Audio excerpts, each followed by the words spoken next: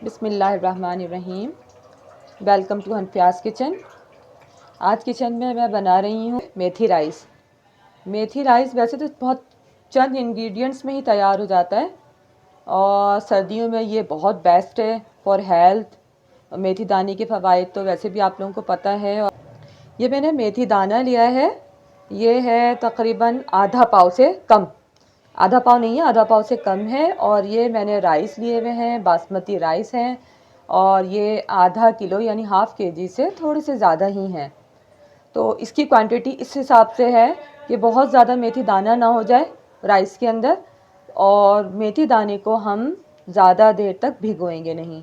अगर हम इसको ज़्यादा देर तक भिगोएंगे तो ये अपनी कड़वाहट पानी में छोड़ देगी और फिर ये कम भीगी भी होगी तो इसके ज़्यादा प्रोटीन्स वगैरह राइस में आ सकेंगे।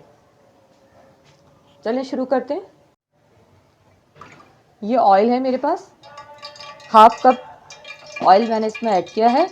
अच्छा, इसको बघारने के लिए हमें किसी किस्म की कोई प्याज या लहसुन या गरम मसाला कुछ भी नहीं चाहिए, ये डायरेक्ट मेथी दाने से ही हम बघारेंगे।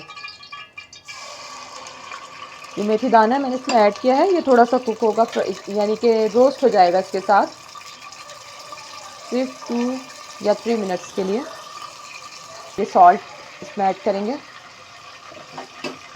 मेथी दाने का तो कि सोने की कीमत में भी हो तो भी इसको ले लें, और ये बालों के लिए बहुत फ़ायदेमंद है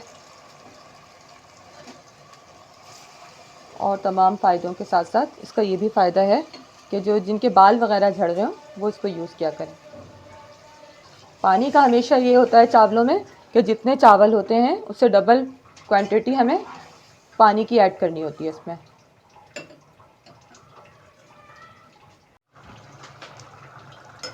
देखिए ये खूब अच्छे से कुक हो रहे हैं और इसमें मैंने कोई एक्स्ट्रा चीज़ नहीं डाली है, ना लहसुन अदरक का पेस्ट, सिवाय सॉल्ट के, मेथी दाने के और राइस है इसके अंदर। अब हम इसको दम पे छोड़ देंगे।